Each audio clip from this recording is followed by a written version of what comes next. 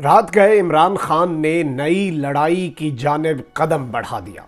Medical report जो जारी हुई है उसके बखिए उधेड़ के रख दिए हैं और मेडिकल रिपोर्ट लाने वालों को निशाने इबरत बनाने का फैसला कर लिया है। इसके साथ ही साथ कप्तान ने एक आखिरी पेशकश की है और साथ ये भी कह दिया है कि मेरी इस पेशकश को मेरी कमजोरी ना समझा जाए। इस सबके अंदर खैबर पख्तूनख्वा से पाकिस्तान तहरीक इंसाफ की मजीद 2 ऐसी विकेटें गिरने वाली हैं जिसके बाद मंजरनामा यकसर तब्दील हो जाएगा।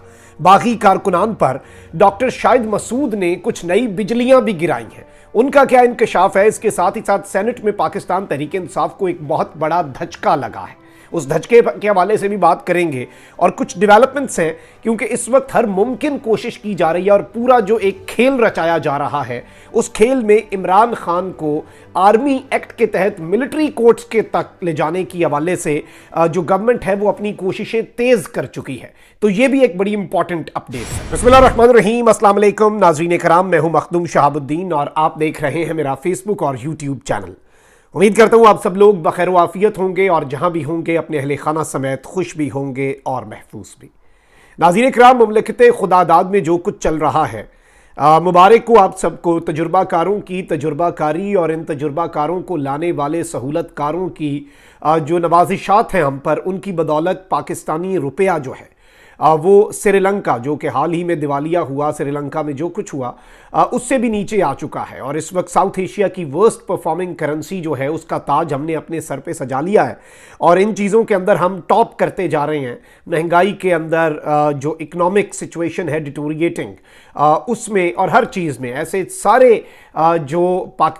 सारे रिकॉर्ड्स और ऐसे सारे अचीवमेंट्स जो कि कोई अच्छे सेंस में नहीं है, वो सारी अल्हम्दुलिल्लाह हमारे खाते डल रही हैं। और कहा भी ये जा रहा है, इस वक्त जो हबसदा माहौल है उसमें कहा जा रहा है कि जुल्म भी सहो, हम तुम्हें इसी तरह से मारते रहेंगे लेकिन आह की आवाज़ ना आए बल्कि वाह निकले। तो अब इस पर हम वाह ही कर सकते हैं, शुक्रिया ही अदा कर सकते हैं और आप सबको इन तमाम तर खबरों के ऊपर मुबारकबाद ही दे सकते हैं क्योंकि बोलने पर तो पाबंदी है। अच्छा, अब यहाँ पर मैं आपको ये बता दूं कि मरियम नवाज शरीफ साहिबा जो है उन्होंने एक यूथ कन्वेंशन से कल खिताब भी किया और उनका खिताब जो है वो बड़ा इंपॉर्टेंट है क्योंकि उन्होंने इंकशाफ किया है कि 9 मई को फौजी तनसीबात पर हमले फौज के खिलाफ एक बगावत थी और बगावत का सरगना जो है वो इमरान खान था। और मरियम नवाज की बातों को हम लाइटली तो नहीं ले सकते क्योंकि पूरी जो मशीनरी है स्टेट की, पूरा निज़ाम जो है, पूरी की पूरी PDM सब कुछ मरियम नवाज के अंडर है। और इन्होंने कहा कि दहशतगर्दी का मंसूबा जमान पार्क में बनाया गया, हमले मंसूबाबंदी से हदफ बनाकर किए गए, जत्थों के सरबराह तहरीक इंसाफ के रहनुमा थे। इमरान खान अपने दिमाग से खन्नास निकाल दें, कोई उनका टिकट लेने वाला नहीं होगा। और इन्होंने कहा कि इमरान खान का खेल ख़त्म हो गया। मरियम नवाज शरीफ साहिबा, अगर आपकी बातें दुरुस्त हैं, इमरान खान का खेल खत्म हो गया तो इससे अच्छा मौका हो ही नहीं सकता कि आप इलेक्शन करवा दें। इतनी जल्दी इलेक्शन करवाएं कि दुनिया हैरान हो जाए। आप इलेक्शन नहीं करवाएंगे क्योंकि एक जारी बात है कि ईरानी कहावत है कि गधे सिर्फ एक शर्त पर रेस जीत सकते हैं कि घोड़े को रेस से बेदखल कर दिया जाए। और यूं लग रहा है कि इस वक्त घोड़ा जो है वो मुकम्मल तौर पर रेस से बेदखल नहीं हो पा रहा। और मैं आपको ये भी बता दूं कि जो लोग पार्टी छोड़ रहे हैं, ये बात याद रखिएगा, मेरे अल्फाज आप लिख के रख लें कि इमरान खान के नाम पर वोट लेने वाले पार्टी रहनुमा छोड़ रहे हैं। वो लोग पार्टी छोड़ रहे हैं जो इमरान खान के नाम पर वोट लिया करते थे, वो तो पार्टी नहीं छोड़ रहे। जो इमरान खान के नाम पर वोट देते हैं, वोट देने वाले खान के नाम पर, उनकी तादाद तो बढ़ती जा रही है, खान के नाम पर वोट लेने वालों की तादाद घटती जा रही है। नए आ जाएंगे, रीसर्फेस करेंगे, मजीद चेहरे ऊपर आएंगे, बल्कि और बेहतर है इलेक्टेबल्स जो हैं उनसे खान की जान छूट जाए। अब आप देखें कि जो लोग खान को नहीं छोड़ रहे उनके साथ क्या हो रहा है। पाकिस्तान तहरीक इंसाफ के साबिक MNA आमिर डोगर को दोबारा गिरफ्तार कर लिया गया है और इन्हें मुल्तान शेरशाह मोटरवे इंटरचेंज से गिरफ्तार किया गया। और आमिर डोगर चंद रोज कबल जिला कचहरी खानेवाल से रिहा हुए और वहां से इन्हें दोबारा गिरफ्तार करना था लेकिन ये पतली गली से निकल गए और इन पर 9 मई को मुल्तान कैंट में तोड़ फोड़ का मुकदमा दर्ज है और इन्हें दोबारा अरेस्ट किया गया है। और यहां पर पाकिस्तान तहरीक इंसाफ जो है उसके लिए सेनेट में एक बहुत बड़ा धचका तैयार किया जा रहा है। हो सकता है आज आपको यह खबर मिल जाए। पाकिस्तान तहरीक इंसाफ के साबिक अरकान असम्बली के बाद सेनेटर्स जो हैं उनके भी पार्टी छोड़ने का इम्कान है और ये मौजूदा सेनेटर्स हैं। जराये के मुताबिक PTI सेनेटर्स शौकत तरीन, फलकनाज, जीशान खानजादा का पार्टी छोड़ने का इम्कान है, जबकि deputy chairman senate Mirza Afridi भी PTI से लाताल्लुकी का ऐलान कर सकते हैं। चेयरमैन सेनेट तो सादिक संजरानी है, डिप्टी चेयरमैन सेनेट जो है वो पीटीआई के हैं और ये भी पार्टी छोड़ सकते हैं। जराए का कहना है कि सेनेटर मिर्जा मोहम्मद आफरीदी आजाद उम्मीदवार मुंतखब होने के बाद पीटीआई में शामिल हुए। उनके डिप्टी चेयरमैन सेनेट मुंतखब होने में पीटीआई का मरकजी किरदार था। खैबर पख्तूनख्वा से सेनेटर फिदा मोहम्मद दोस्त मोहम्मद की भी पार्टी से अलहदगी मुतवक्के है। पीटीआई सेनेटर्स की सैफुल्लाह नियाजी की प्रेस कॉन्फ्रेंस के बाद मुशावरत भी हुई। 2 सेनेटर्स ने सेनेट नशिस्त से मुस्ताफी होने से मुतल्लिक कानूनी माहिरीन से भी मुशावरत की। तहरीक इंसाफ के chief organiser Saifullah Niazi already party छोड़ चुके हैं। अच्छा, अब साबिक विफाकी वजीर खुसरो बख्तियार जो हैं उन्होंने भी पाकिस्तान तहरीक इंसाफ से दूरी इख्तियार कर ली है। एक वीडियो बयान जारी किया है। इसमें 1 साल कबल पार्टी की आला क़यादत से इन्होंने ये दावा किया है कि इन्होंने कहा था कि इदारों के साथ महाज आराई नुकसानदेह होगी। उन्होंने कहा कि पीटीआई कोर कमेटी की मेंबरशिप और जनूबी पंजाब की सदारत भी मैंने साल पहले छोड़ दी थी। खुसरो बख्तियार का कहना था कि 9 मई के दिलसोज वाकयात ने मुझे मजबूर किया कि पीटीआई के फलसफे से दूर हो जाऊं। मेरा 25 साल का तजुर्बा मकामी, सूबाई और कौमी मंसूबों के फराइज अदा करने पर मुहित है। तहरीक इंसाफ के सियासी फलसफे के साथ अब मैं मजीद नहीं चल सकता। उन्होंने कहा कि मुझे यकीन है कि अब पाकिस्तान का मुस्तकबिल तकसीम और महाज आराई की सियासत में हरगिज नहीं है।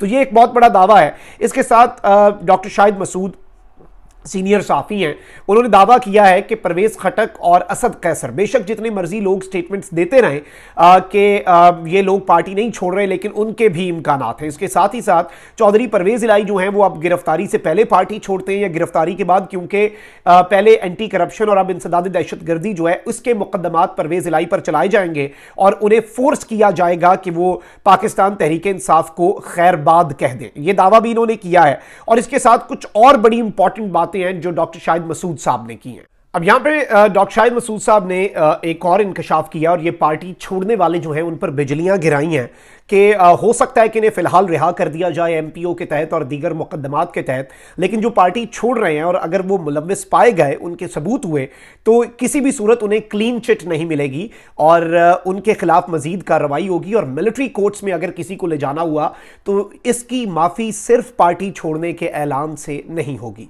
तो जाहिर बात है ये एक बहुत बड़ा कंसर्न है। अच्छा, इसके साथ साथ ये चीज़ अब हमारे पास भी आई है, मजीद साफ़ी भी से रिपोर्ट कर रहे हैं कि जितनी जल्दी हो सके कि इमरान खान जो है उन्हें मिलिट्री कोर्ट्स में ट्रीट किया जाए। इससे राना सनाउल्लाह साहब इस हवाले से स्टेटमेंट भी दे चुके हैं और ये कंफर्म भी हो चुका है। अब इस पर काम जो है वो बहुत तेज़ी से शुरू कर दिया गया है। अच्छा, इसके साथ ही साथ आपको पता है कि आज जो कमीशन एक बनाया गया था जस्टिस काजी फाइज ईसा की सरबराही में, जिसने ऑडियो लीक्स की वन साइडेड तहकीकात करनी थी क्योंकि TURZ ऐसे दिए गए थे, चीफ जस्टिस की सास तक को बुलाना था, वो मुअत्तल हो चुका है। अब राना सनाउल्लाह साहब उनके दिफा में आए और उन्होंने कहा है कि जी ऑडियो लीक्स चीफ जस्टिस की ज़ात के हवाले से हैं तो उनसे कैसे मशवरा किया जा सकता है। गुज़श्ता रोज़ सुप्रीम कोर्ट ऑफ पाकिस्तान ने ऑडियो लीक्स इंक्वायरी कमीशन का नोटिफिकेशन मुअत्तल किया और इस सब के ऊपर अब जो राना सनाउल्लाह साहब हैं उन्होंने इसके ऊपर स्टेटमेंट दी है कि ऑडियो लीक्स चीफ जस्टिस की ज़ात के हवाले से हैं, ज़ात के हवाले से हैं, तो उनसे कैसे मशवरा किया जा सकता है। उन्होंने कहा कि कानून में कहीं नहीं लिखा कि कमीशन बनाने से पहले हुकूमत चीफ जस्टिस से मशवरा करे। यानी अब बिल्ली थैले से कैसे बाहर आई है कि इन्होंने मान लिया है कि ये ऑडियो लीक्स की तहकीकात चीफ जस्टिस के खिलाफ नहीं। अलबत्ता इन्होंने पहले कहा कि ऐसा कुछ भी नहीं है, हम तो सिर्फ नॉर्मल सी तहकीकात कर रहे हैं। मतलब इसका मकसद एक ही था कि chief justice of Pakistan justice Umar Ata Bandial जो है उनके खिलाफ कार्रवाई की जाए। अच्छा, अब ये कादिर पटेल ने जो कल एक मैं समझता हूं कि कादिर पटेल साहब ने और गवर्नमेंट ने खच मारी है, ये जो एक अजीब सी मेडिकल रिपोर्ट और एक इंतहाई घटिया प्रोपेगेंडा करके एक जानिब कहते हैं कि इस शख्स को स्ट्रेस और एंजाइटी था, वहीं दूसरी जानिब उसका हार्ट रेट और उसका ब्लड प्रेशर एक 30-35 साल के हेल्दी नौजवान के, मतलब इन डॉक्टर्स को इनाम देना चाहिए इसके ऊपर, नोबेल इनाम इस नई तहकीक के ऊपर। यूरिन सैंपल से ये बंदे की मेंटल हेल्थ का भी पता लगा लेते हैं। जिस बंदे का हार्ट रेट और आपकी पल्स रेट, ब्लड प्रेशर, हर चीज़ नॉर्मल है, उसे स्ट्रेस और एंजाइटी का भी अरूज है और उसका ज़हनी तवाज़ुन भी खराब हो गया। मतलब ऐसी ऐसी इन्होंने चीज़ें की हैं। अब साबिक वज़ीर आज़म इमरान खान की मेडिकल रिपोर्ट के मामले पर पाकिस्तान तहरीक इंसाफ ने वफाकी वज़ीर सेहत अब्दुल कादिर पटेल के खिलाफ कानूनी चाराजोई का फैसला कर लिया है। गुज़श्ता रोज़ वफाकी वज़ीर सेहत अब्दुल कादिर पटेल ने साबिक वज़ीर आज़म इमरान खान की मेडिकल रिपोर्ट मीडिया के सामने पेश की, जिसमें इंकशाफ किया कि चेयरमैन PTI की रिपोर्ट्स में शराब और कोकीन का बेदरेग इस्तेमाल हुआ है। ताहम इमरान खान की मेडिकल रिपोर्ट के मामले पर पाकिस्तान तहरीक इंसाफ ने अब्दुल कादिर पटेल और उनके मुआविनीन जो हैं उनके खिलाफ कानूनी चाराजोई का फैसला किया है। PTI एलामिया के मुताबिक इमरान खान ने नैब, वजारत सेहत और पिम्स के जो डॉक्टर्स हैं इनके खिलाफ कार्रवाई की मंजूरी दे दी है। एलामे में कहा गया है कि बैरिस्टर अबूजर सलमान न्याजी की सरबराही में कानूनी टीम की तैयारियों का आगाज हो गया है। अब्दुल कादिर पटेल की इल्जाम तराशी पर हतके इज्जत और दीगर कवानीन के तहत कार्रवाई कार्रवाई होगी। अच्छा, एक जानिब ये सब कुछ है और इन सबको निशाने इबरत बनाने का खान साहब ने फैसला कर लिया है, लेकिन इसके साथ साथ खान साहब ने एक बहुत बड़ी ऑफर की है। खान साहब ने मुल्क की खातिर एक बात कही है कि अपील करता हूं कि फौरी तौर पर बातचीत करनी चाहिए। मुझे अपनी सख्ती की नहीं, मुल्क की फिक्र है जो सबको होनी चाहिए। बातचीत की अपील को मेरी कमजोरी ना समझा जाए, यानी मुझे इस चीज के से कोई फर्क नहीं पड़ता कि आप मुझ पर सख्ती कर रहे हैं, मेरे पे केसेस बना रहे हैं और मैं मुज़ाकरात की बात कर रहा हूं, मैं कह रहा हूं कि सारे एक मेज पर बैठे, सारे इकट्ठे होकर बैठे, तो इस चीज को आप मेरी कमजोरी समझ लें, इस चीज को आप एक टूल के तौर पे यूज करें कि जी मैं कमजोर हो गया। इमरान खान साहब ने कहा कि वाज़ेह कर दूं कि मीडिया टॉक में इसलिए नहीं कर रहा कि मैं भाई कोई कमजोर हूं या ऐसा कुछ है। और इस सब के अंदर इमरान खान साहब ने कहा कि करप्ट निजाम में बाहर से आने वाले गुजारा नहीं कर सकते थे, वो वापस चले जाते थे।